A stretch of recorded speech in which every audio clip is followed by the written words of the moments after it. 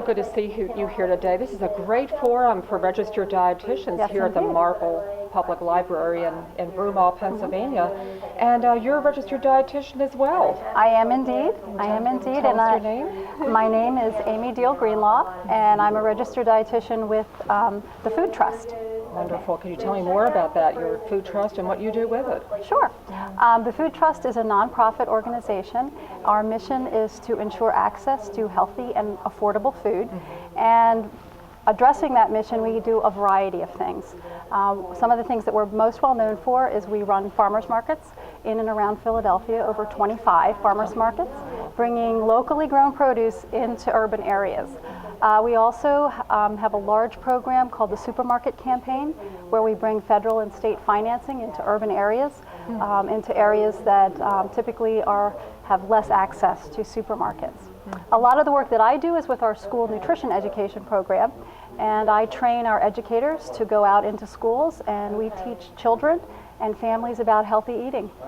Oh, that sounds like a very broad-based objective for your for the Food Trust. It is, but it all comes back to our mission of providing access to healthy and affordable food for everyone. Sounds like that's a real issue in the city.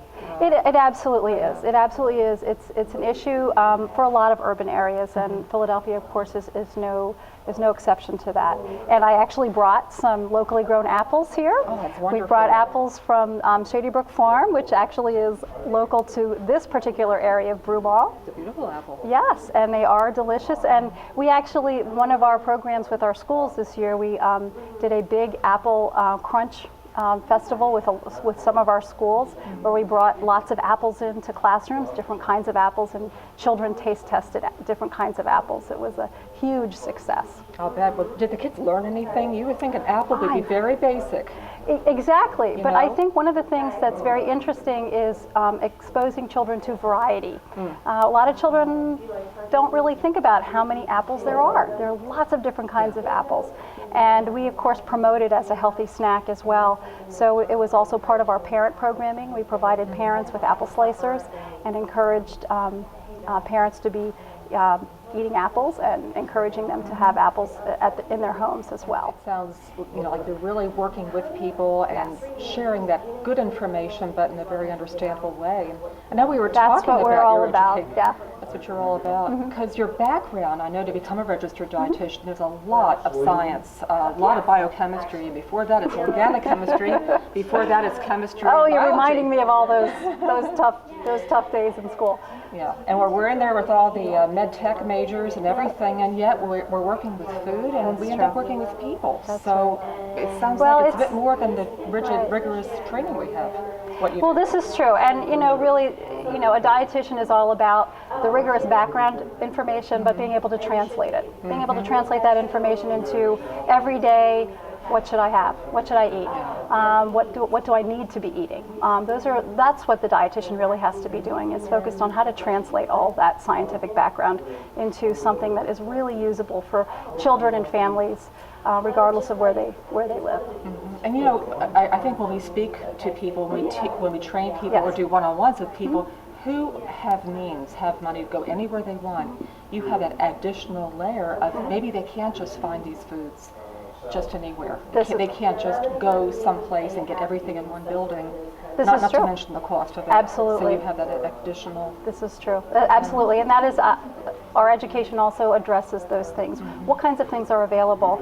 It really doesn't make sense to be offering food to children that they have no access to. So we do. This is one of the things that we do address absolutely in our educational program. How do you deal with corner stores? Do they feel maybe threatened when you're talking about getting supermarkets in? I mean, it's kind of their. Actually, we have a very, I didn't mention it, but we have another whole initiative, and it's called our Corner Store Initiative. So we do research, and we actually have a whole corner store program that is geared to helping corner store owners be providing fresh produce in their corner stores. And currently there's a research program going on with Temple University that is going to be addressing that. And of course, they're probably talking about the economics of it. Can they really offer something at a price that people will buy? That people will buy, and is it going to be profitable for that store owner? And preliminary information is showing that it looks like that it works.